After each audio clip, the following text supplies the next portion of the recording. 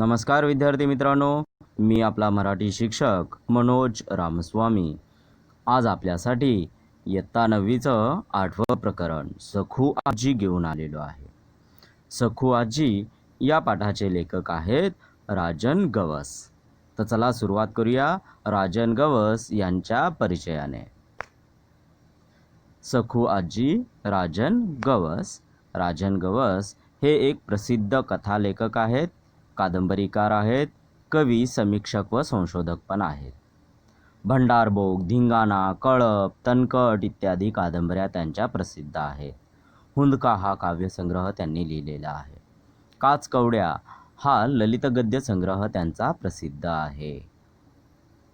या पाठात त्यांनी काय सांगितलं आहे तर प्रस्तुत पाठात सखू आजीच्या मनातील जुन्या नव्या जीवन मूल्यांचे भान, तिची प्रगतिशील दृष्टिकोन, निर्णय क्षमता, माणसावरचे प्रेम अतिशय सहजतेने व ओघवत्या शैलीत लेखकाने वर्णन केलेले आहे. म्हणजे या पाठात सखू आजीच्या मनातील म्हणजे तिने रुजवलेल्या जुन्या आणि नवीन अशी जीवन मूल्यांचे तिला भान आहे. दोन्ही गोष्टी ती समानतेने सांभाळते आहे. जुने विचार चुकीचे असतील तर ती मोडून काढायची ताकद तिच्यात आहे आणि त्यामुळेच ती प्रगतिशील दृष्टिकोनातून वाढलेली आहे. त्याचबरोबर योग्य ठिकाणी निर्णय घेण्याची क्षमता तिच्यामध्ये आहे. त्याचबरोबर माणसावरील प्रेमसुद्धा तिच्यात आहे. हे सर्व लेखकाने ओघवत्या शैलीत वर्णन केलेले आहे. म्हणजे एके ठिकाणी न थांबता हळूहळू सगळ्या गोष्टी त्यांनी आपल्याला सांगण्याचं काम केलेलं आहे. प्रस्तुत पाठ में सखू आजी के थ्रू उन्होंने हमें नए और जीवन मूल्यों में से दोनों की समझ होनी चाहिए. उसी के साथ साथ सिर्फ पुराने मूल्यों को ही नहीं, उम्र के साथ साथ हमें नए जीवन मूल्यों को भी आत्मसात करना चाहिए. हमारे में प्रगतिशील दृष्टिकोण होनी चाहिए, मतलब नई बातों को स्वीकार करने की क्षमता हम में रखनी चाहिए. उसी के साथ साथ ज़रूरत जहाँ है वहाँ पे निर्णय लेने की क्षमता भी हम में होनी चाहिए. कठोरता से निर्णय लेते हुए इंसान के ऊपर का प्यार कम नहीं होना चाहिए. इन सारी बातों का वर्णन लेखक राजन गवस इन्होंने सखू आजी के थ्रू हमें बताने की कोशिश की है. तो चलो शुरू करते हैं. हमारी सखू आजी को देखते हैं कैसी है वो. सखू आजी. सखू आजी परवा वारली ही गोष्ट कदाचित सांगण्या इतपत महत्त्वाचे नसेल, कारण आपण कितीतरी मृत्यू रोज अनुभवत असतो. मग सखू आजी मरण पावली याला विशेष महत्त्व काय, असा प्रश्न कोणी उपस्थित करू शकेल. याबाबत मला काहीही म्हणायचे नाहीये. तरीही सखू आजीचा मृत्यू मला खोलवर जखम करून गेला. आपलंसं काही हरवलं असं मला आजही वाटतंय. माझ्या जगण्यातला एक शुभ्र निरभ्र काही संपलंय अशी एक पोकळी वाढते. कोण सखू आजी? माझी कोण लागत होती ती? कोणीच नाही. ना माझ्या जातीची ना पातीची, पण तरीही ती माझ्या जवळची होती, रक्ताच्या माणसा इतकीच. तर सखू आजी ही परवाच वारली होती. वारली म्हणजे मृत्यू पावणे. त्यात काय नवीन? जगात तर भरपूर लोक जन्माला येतात आणि मृत्यू पावतात. त्यामुळे हे काही सांगण्या इतकं महत्त्वाचं नसेल सुद्धा. पण कारण आपण आपल्या जीवनात भरपूरसे मृत्यू अनुभवत असतो. मग सखू आजीला का बरं एवढं महत्त्व द्यायचं, असं जर तुम्ही विचारत असाल तर माझ्याकडे उत्तर नाही असं लेखक सांगतात. तरीसुद्धा सखू आजीची मृत्यू हे काय आहे, माझ्या मनावर एक खोलवर जखम करून गेलेली आहे असं त्यांचं म्हणणं आहे. खोलवर जखम करून गेली म्हणजे मनाला वेदना होणे. का बरं? कारण आपल्या जवळच्या आपल्या ओळखीची एखादी व्यक्ती मृत्यू पावली तर तिची आठवण आपल्याला येते.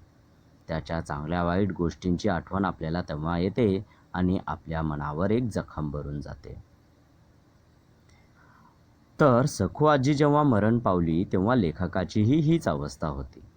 त्यांना असं वाटत होतं की त्यांच्या जगण्यातला एक पोकळ निर्माण झालेली आहे. काहीतरी स्वच्छ असं, निरभ्र असं काहीतरी गोष्ट हरवलेली आहे. तर हे केव्हा होतं? तर जेव्हा आपल्या जवळची, आपल्या मनापासून जवळची अशी व्यक्ती एखादी आपल्यापासून दूर होते, तेव्हा ही अवस्था निर्माण होत असते. तर अशीच काही अवस्था लेखकांची झाली. तर सखू आजी काही त्यांच्या जवळची होती का? नातातली होती का? जाताची होती का पाताची होती? नव्हती. म्हणजे त्यांच्या कुटुंबाचीही नव्हती आणि त्यांच्या जातीचीही नव्हती. तरीसुद्धा ती खूप जवळची होती. केवढी जवळची? तर रक्ताच्या माणसाइतकी जवळची होती. आपल्या कुटुंबातल्या माणसाइतक्याच जवळची ही सखू आजी लेखकाला होती. कल परसों ही सखू आजी का मृत्यू हुआ. वारली मतलब मरण होना, मृत्यु हो जाना. अब ये बात बताने इतना इम्पोर्टेंट है या नहीं मुझे पता नहीं, ऐसे लेखक कह रहे हैं, क्योंकि हम हज़ारों लोगों के मृत्यु रोज़ देखते हैं और उसमें विशेष क्या है? तो कुछ भी नहीं. अगर आप ऐसे पूछोगे तो मेरे पास कोई जवाब नहीं है. पर सखू आजी के मृत्यु ने मेरे मन पर एक गहरा जख्म करके रख दिया है. ऐसे लग रहा है कि जैसे मेरे जीवन में एक खालीपन आया है. कोई तो साफ सुथरा मन को भाने वाली गई है, ऐसे लगने लगा है. कुछ तो खाली खाली सा महसूस हो रहा है, ऐसे वो कह रहे हैं. तो ऐसे कब लगता है हमें? जब कोई हमारा अपना, जिससे हमारा गहरा रिश्ता होता है, ऐसे इंसान जब हमसे दूर होता है, तभी हमें ऐसी भावनाएं उत्पन्न होती है. पर फिर सखू आजी क्या सच में लेखक की कुछ थी? तो कुछ भी नहीं थी. ना ही उनके जात की थी, ना ही उनके घर की थी. फिर भी वो इतनी ही करीब वाली थी जितना कि कोई अपना होता है, अपना खून होता है, हमारे रिश्तेदार होते हैं, उतना ही अपनापन सखू आजी से लेखक को लगता था. सखू आजीचं वय वर्ष 90. हातात काठी, वाकून कमान झालेलं शरीर, चेहरा चुरकुत्याने भरलेला. सखू आजी गल्लीतून जाताना कोणी सहज म्हटलं, आजी कुठं चाललीस? तर लगेच उत्तर, कुठं जातंय बाबा, म्हातारं माणूस, हाड गेली वड्याला, बघ माझ्या मड्याला. म्हातारी काय बोलते हे सगळ्यांना समजायचं असं नाही, पण प्रत्येकजण तिच्याशी बोलण्याचा प्रयत्न करतो. म्हातारी प्रत्येकाशी बोलते. मला सखू आजी नेहमीच एक कविता वाटते. ती कवितेत बोलते, कवितेत जगते. तिच्या इतकं प्रचंड भाषिक ज्ञान मला कोणाकडेच दिसलं नाही. तर लेखकाने आता सखू आजीबद्दल वर्णन करायला सुरुवात केली. सखू आजीचं वय किती होतं? 90 वर्षाची होती. तिच्या हातात काठी असायची आणि तिची पाठ ही वाकून कमान झालेलं होतं. कमान जसं आपल्या दरवाजाचा कमान असतो तिरकस, त्याप्रमाणे तिच्या पाठीचं कमान झालेलं होता. तिच्या चेहऱ्यावर सुरकुत्या पडलेल्या होत्या आणि ती गावात फिरत असे. सहज ती गल्लीतून इकडून तिकडे गावात चक्कर मारत असे. जर तिला कोणी विचारलं की आजी कुठं चाललीस, तर लगेच तिचं उत्तर तयार असायचं.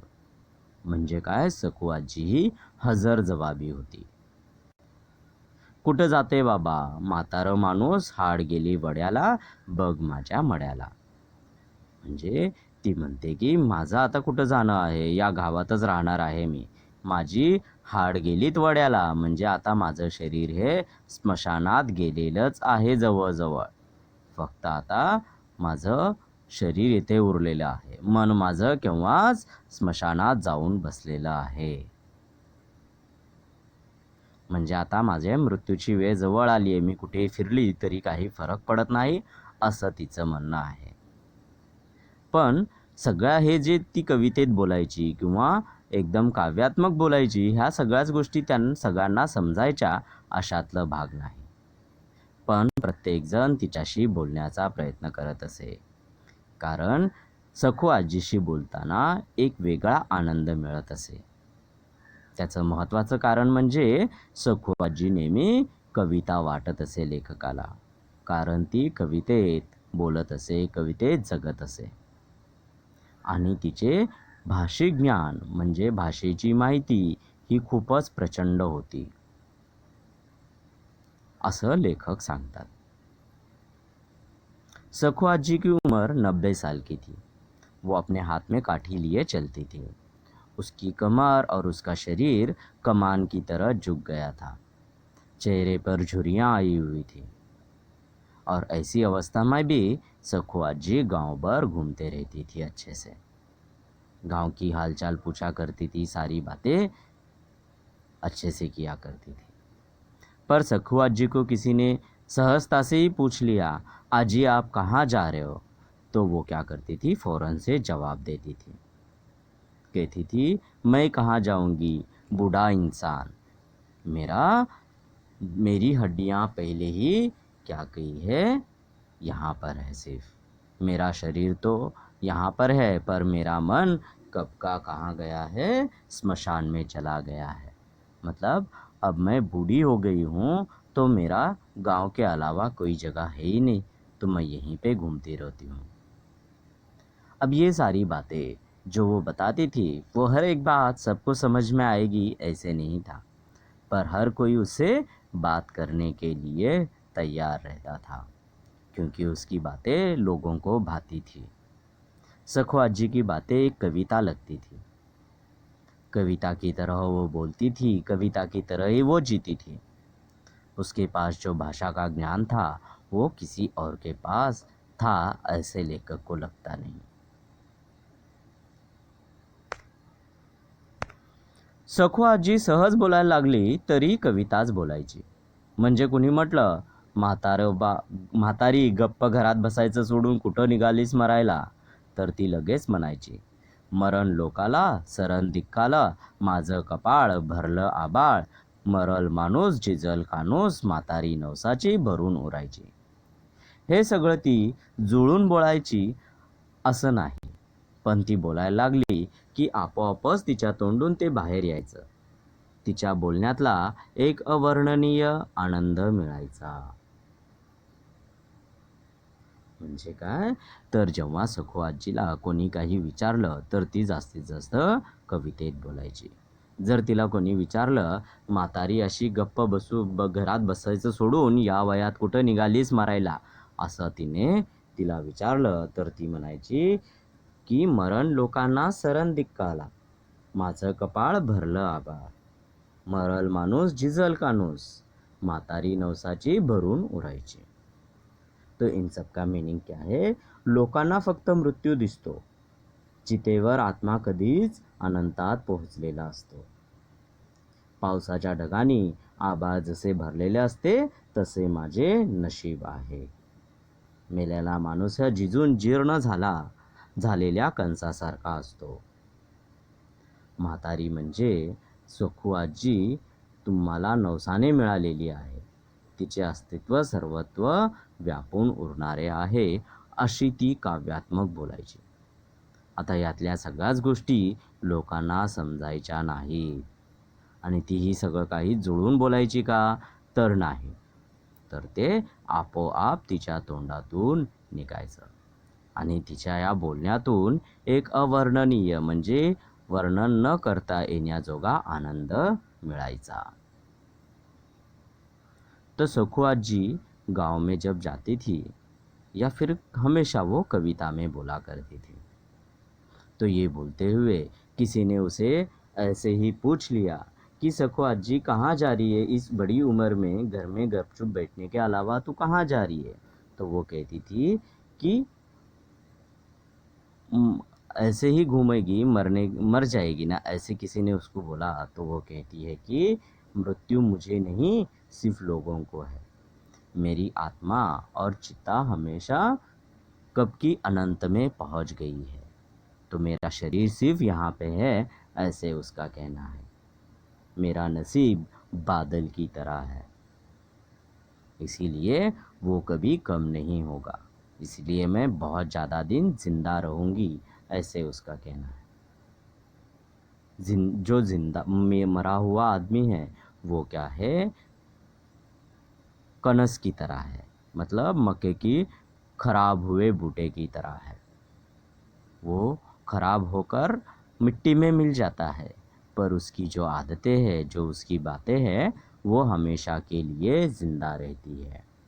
इसीलिए उसी तरह मैं बूढ़ी हो चुकी हूँ, पर मेरी बातें, मेरी यादें आप सबको हमेशा साथ रहेगी, ऐसे सखुआ जी कह रही। अब इन सारी बातों को अब उसने जो मराठी में बोला है वो समझ में आएगा ऐसे नहीं था, पर हर कोई उसे बात करने की कोशिश करता था। और जब भी ये बात करती थी तो सबको खुशी होती थी, क्योंकि उसकी बातों में एक कविता थी। और वो जब बात करती थी तो एक अवर्णनीय ऐसा आनंद मिलता था। इसीलिए सखुआ जी के से हर कोई बात करने के लिए उत्सुक रहा करता था। ही प्रश्नोत्तरे लिहून घ्यायची आहेत आणि सोडवायचा प्रयत्न करायचा।